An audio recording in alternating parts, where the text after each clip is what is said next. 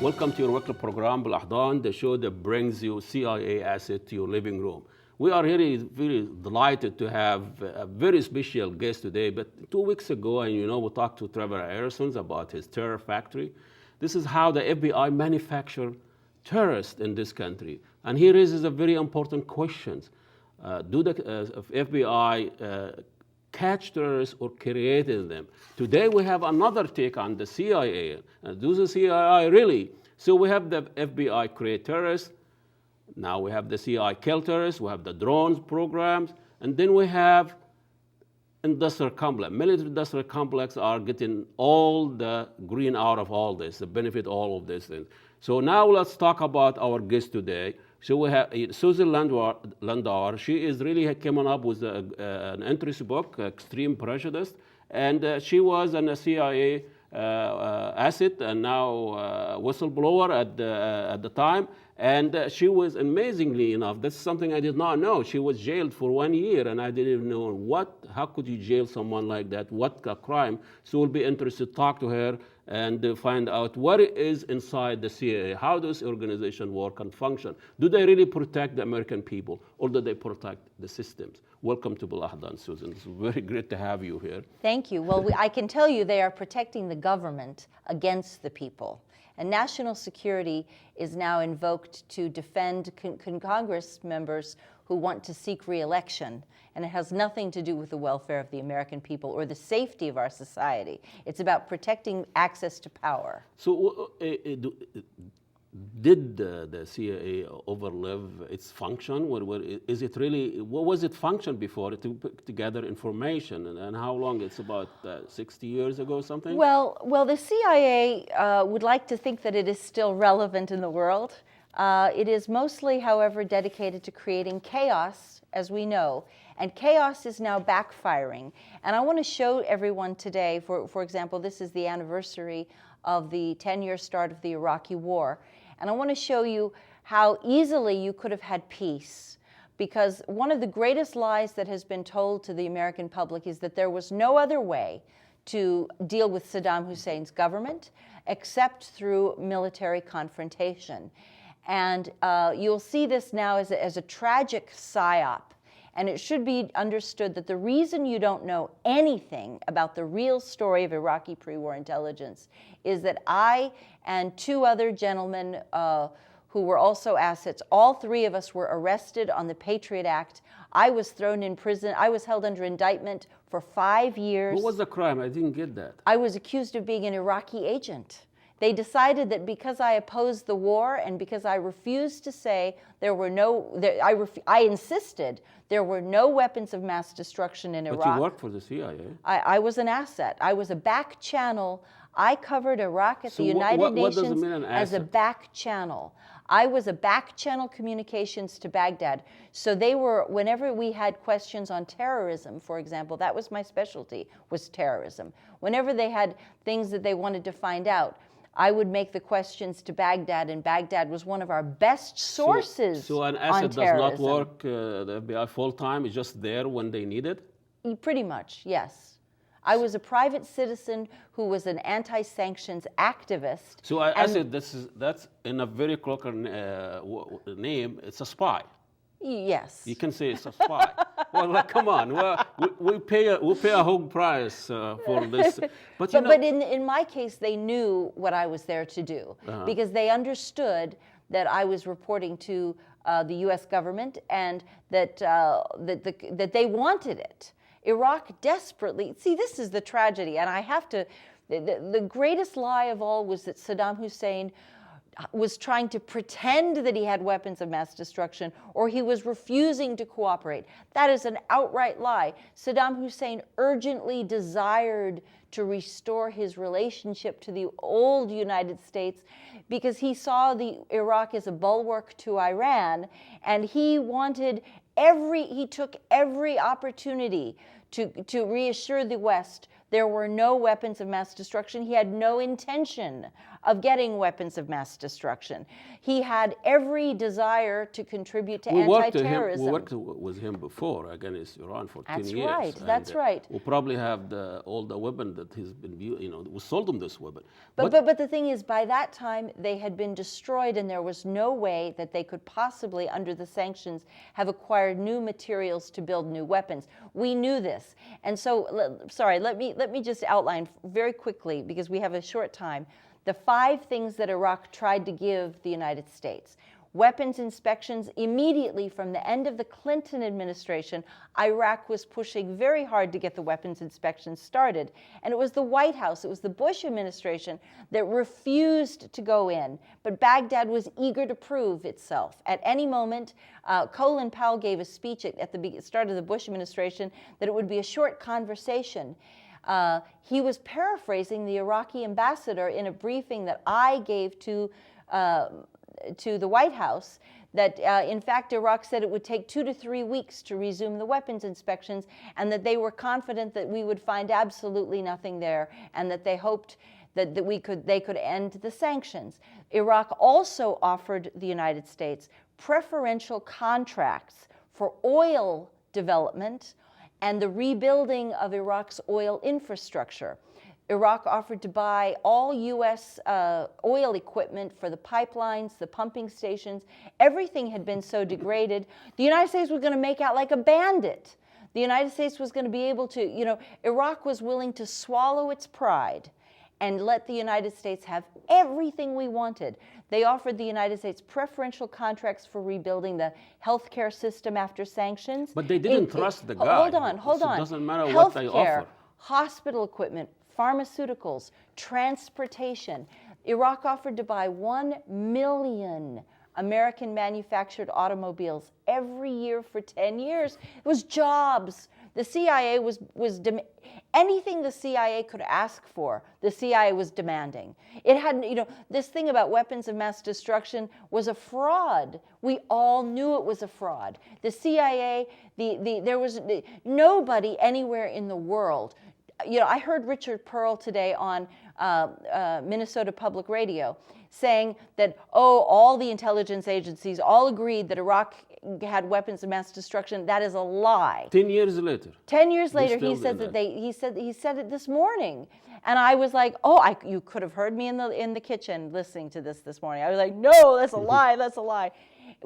Everyone knew it was impossible, and they were feeding. But the problem is the corporate media still to this day parrots the lies. And so people lose sight. Peace is prosperity. You make money if you have peace. If you engage in peaceful relations with a country, you're going to have just as much benefit. You're going to have more benefit. You're not going to waste money on costs of $4 trillion on a war that we lost. American soldiers who are so damaged that our military is severely weakened. We don't have money for health care for soldiers. We have destroyed Iraqi society hideously. I want to give people a chance to read your book. I mean, you do want to say all your book. But what I'm saying is, we heard a lot of reasons why we went to Iraq. Yes. 10 years later, it's not clear. In your opinion, you were inside the machine. Why did we go to Iraq? George Bush's ego to please Daddy Bush. Even James Baker and Brent Scowcroft said, don't do this. There is no way. But he's he's still an individual in the system. Exactly. But it's important to know that there was, in fairness to the CIA, they were then painted as bad intelligence gave us this war. Uh-huh. And that is absolutely not true. The intelligence was pointing in every direction except towards war. We were begging them not to go to war, pleading with them not to do this. But George Bush attacked and literally imprisoned everybody who opposed his policy. He hates democracy. They don't want people to be empowered. You talk about Bush or Mubarak? Sounds like Mubarak. Yeah. You've been in jail and all that, and the way you describe your time in jail and the people who are suffering there and the torture. I feel I've been in jail one day, and I still get nightmare. But what I'm saying is, it's almost And this is a very specific jail for conscious and people with grievance and opinions. Tell us a little bit about the jail itself. What kind of jail that is? I was locked in prison on Carswell Air Force Base as an accused Iraqi agent. When my uncle, who I had a public defender who was incapable of dealing with my case, my uncle, who was an attorney, came to visit me 3 times. They lied to him and said that there was no prison there and that I was not located there. They refused to let me have attorney access or family access. I was threatened with forcible drugging of Haldol, Ativan, and Prozac, threatening to chemically lobotomize me until I stopped saying that the United States had advanced knowledge about 9/11. I learned about 9/11 from the CIA in April of 2001, and that there was this peace option that would have resolved the entire conflict without war, including a democracy initiative where Saddam Hussein offered to step down. And I will swear that on a Bible. He wanted to retire to Tikrit with a small contingent of Republican Guard. And he said, that's just like President Clinton and his Secret Service detail. He said, we will have the Iraqi exiles come back. They can have their opposition parties, opposition headquarters, opposition media. They can live on expanded embassy compounds, which are sovereign territory for the home country. Like if you're living on a Swiss compound, you're under sovereign territory of Switzerland. They had a very in-depth conversation of real democracy. And it would have meant that Saddam Hussein didn't have to be there. Not you, the world, America. No, George Bush, yes. George Bush had no reason to go to war. It was greed, it was Halliburton profit, so it was the military-industrial complex. So they wanted profit, and there was not one single reason that was given for this war. And 9/11 was an obscenity. Let's talk about 9/11. I think in your book, and the most striking things, and something, it can be kind of define or justify in a very nice way. This is a revelation. In a very harsh way, this is a conspiracy complex. I mean, theory. The thing is, what's in between? Okay, here? well, let me tell you, it is not a conspiracy theory that we knew about 9/11. Because I hear this a lot. We absolutely knew. I learned about 9/11 in April of 2001. My CIA handler summoned me to his office and declared that he had a message he wanted to deliver to Baghdad. This was my back channel work. This is a few months before it happened. Yeah. And he said that he had a message. He was demanding that Baghdad turn over any fragment of intelligence involving airplane hijackings and a strike on the World Trade Center. We knew the timing of the attack was late summer, early fall. And he said that I was supposed to tell Baghdad that if they failed to provide the intelligence to us and it was discovered they had been concealing it, then the United States would bomb Baghdad harder than they'd ever been bombed before. Wipe you off the map. Yeah. So I went to my Iraqi diplomat friends and I said to them, I said, now Saddam Hussein had been one of our best sources on terrorism intelligence for years. Saddam was afraid that the radical Islamists would destabilize his secular government, taking advantage of the poverty of the people and the lack of central control that he exercised over the country. And so he was very much afraid of them. So he was quite willing to help us all those years. Yes. So I gave them the message, and the diplomat was very polite, and he said, absolutely. And by the way, we have already invited the FBI. In February, Iraq had already invited the FBI to send a terrorism task force into Iraq with authorization to conduct investigations, interview witnesses outside the presence of the government, and make arrests. Now, this is real hardcore. This is how you get terrorism done on the ground. And Saddam was so eager to prove his cooperation with anti-terrorism that he had agreed to this. Okay? So when I delivered this message about 9/11, they were very polite. They said, oh, absolutely. I'll be happy to send this message to Baghdad. And I went back to my CIA handler, and he said, what happened when you threatened Iraq? I said, well, there's no reason to threaten Iraq. They're very cooperative.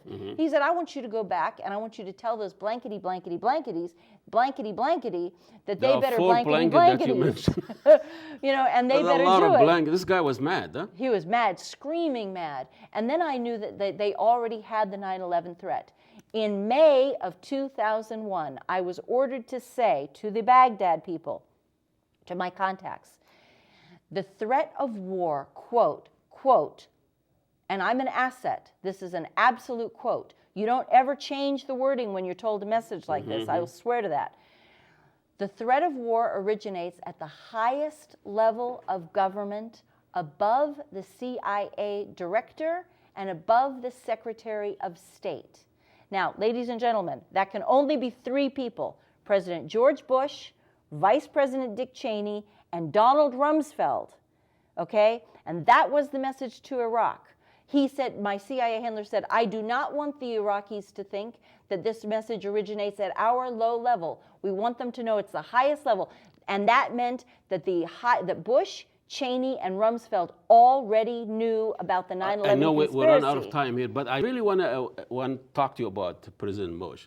There is an incident in your book talking about when somebody came to the room when he was reading stories to the kids in the classroom after the news of 9/11 about the second plane. And he said, well, I saw the first one. It's a lousy pilot. What is that about? Was he aware of what's going on? Yes. On the morning of 9/11, my CIA handler told me something. He blurted it out in the shock of the moment. And he told me that, he said to me, how often do you see a man and a woman with a video camera queued up, ready to record a car accident? He said, Susan, it never happens. The video camera is swerving around and jerking, and if you're going to play it, you catch the end of the accident, and then you have to play it in slow motion. But we have millions of cameras everywhere. And he said to me, that was a Mossad team. And they have been waiting outside all morning to capture this attack. And I said to him, you mean to tell me, I was frantic, I was hysterical, I was very, very angry. And I said, I was watching the tower collapse. This is the Israel's intelligence, and the FBI version. Yes, and I said, you mean to tell me that I have been looking for fragments of intelligence on this attack from Iraq all summer long, and the Israelis have known everything, and they didn't tell us? And immediately the phone went dead. I was hysterical. I was screaming. And I called him back, and he said, Susan, very calmly, he said, Susan, we must never talk about this ever again. Now you do. Well, now I do. Now I do. And the facts are that Iraq knew nothing. They had no knowledge. After the attack, Iraq said this was a Mossad action.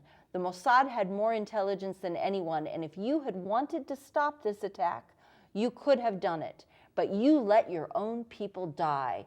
How will you ever live with this? Should have invaded Israel then. Yes, that's right. We should have. And Mohammed Atta was living next door to a Mossad agent.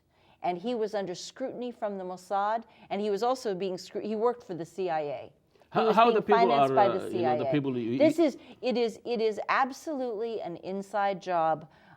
It is a tragedy. It's very difficult for Americans to hear this, but it is true. How do they react to that? Well, when you go around on talk show circuits, what's the reaction of the people talk to? When people hear it, they know it's true, but it's still upsetting to them that the government could have been so cynical and violent and vicious. And yet we did this. Our government did this. In your book, you describe, or you're describing the hijackers. These are people even didn't know what they're doing. They are crackheads. They drink, and Mohammed Atta was a CIA asset. This is just like me. This is disappointing for me. I mean, even my own terrorist people are not good at it. I'm sorry, it's a tragedy and everything. A bunch of drunkards controlled by CIA. This is very important. There might have been, and this is so very hard for you. So what do you know what they did and when did they know it? Okay, there might have been 2 or 3 hijackers who were trained, financed, and guided by the CIA, With by the with that FBI, group, 819. by, yes, Okay. and most of the but Mohammed Atta, who by the way telephoned his father the day after 9/11, some of these hijackers are still alive. The names that they put out But are false his names. dad denies that. I mean, Well, you know, of course, you don't believe in a lot of things. But basically, you're saying that there is a cooperation. You're not denying the 9/11. You're saying that there are together with the demolition, the cooperation between the CIA and the 9/11. This is very difficult for Americans to accept, I realize. 9/11 was like a magician's trick. All eyes were, it's what we call a cover and deception operation. I see what you mean. You watch the hand, but he's doing something else. But they're doing something else. And so all of the Americans saw the airplanes strike the building. That's true, they did. But the real action that brought down the towers was definitely a controlled demolition. All through the summer of 2001, we knew that both things were going to happen. And we debated where they would get the weapons to put in the explosives. And I remember my defense intelligence handler telling me that they could get them from any military base on the East Coast and drive them up. Just somebody could drive a truck in, take the weapons out, and drive them up to New York and put them in the towers, and it'd be easy. And we talked about this in that language. But this scientifically has been studied and researched. Scientifically, science proves this is true. Because it would be impossible for jet plane fuel to spark a fire that would melt steel. That requires a thermite explosion or a miniature thermonuclear device. And that's what happened. And the reason that Americans don't know the truth about Iraq or 9/11 is because those of us who tried to talk or threatened to talk, they knew exactly who we would be. I was arrested on the Patriot Act. I was locked up in prison. Very risky. You give 3,000 people so you can justify action. You could have done it anyway. But if you have a corporate media that's so passive that it refuses to question anything the government propaganda, they are very confident that they can stop the truth from coming out. What's wrong with just invading Iraq without 9/11? Who's going to stop them? They've done it all the time. Israel invades every country every 10 years. Nobody cares. But the government wanted an extended war. And why? They are the only empire in the world. They don't really care. Not anymore. Now let me tell you something. Americans the people. I see. The people like to think that we are still an empire. We have really lost a great deal more respect and trust. That's a good point. We really are not what we used to be. Before we leave, and I know some of my other Middle East and Egypt and everything, and BelAhdan is paraded in Egypt as the hero, the new hero is going to save Egypt. What is his role in all of this? Dr. BelAhdan, the head of the atomic bar. Can you give us some meat to work with there? I think that BelAhdan will not. I think that he is the choice. Here's the problem. I think he's the choice of the West, but that does not make him the choice of the Arab people. Yes. And Americans have been deluded. Americans are foolish and deluded if they think that we are going to decide who are the leaders of the Arab world. The Arab people are now. I'm talking about his role of 9. But we have unleashed a power that is a populist power throughout the Arab world. And they are not going to be slaves to the United States. And the United States no longer has the military might. We have squandered it on Iraq and Afghanistan. We are hated. I was in Lebanon last year. We are hated beyond belief. Why do they hate us? That's a very strange question. So what is the role of BelAhdan in invasion of Iraq? That's what I'm trying to get. The weapons of mass destruction, the lies. Was he doing his job? Was he used? Is he also another asset or what? He was a patsy. I consider him a coward. I'm sorry. I know he's Egyptian. No, a lot of people do. I consider him a coward that the United Nations failed badly. And by the way, I took this peace option to every ambassador at the United Nations. It was the ambassador of Syria who tried to help implement it. But it arrived too late for Syria to do anything. But only the Syrians tried. Egypt refused. Kofi Annan refused. They said, oh, well, we could have elections. Even Iran, believe it or not, when they heard that Saddam Hussein was willing to step down, because they had a more comprehensive debriefing, they were like, look, We support elections. Give the Iraqis the chance to vote and choose their own government. I know. I've been screamed at, and you know, with all this, and people still argue, won the Oscar, was talk about another CIA operations. It's becoming even entertaining to watch how CIA works. But this is a fascinating book, Extreme Prejudice, for Susan Lindauer, and she is here in the Twin City, and she's been missing in action through the mainstream media. That's why we have you here. Well, thank you so much for what you're doing, and keep on doing, and I wish you all the luck. And that concludes our show. We'll see you next week. Assalamu alaikum, and God bless you all.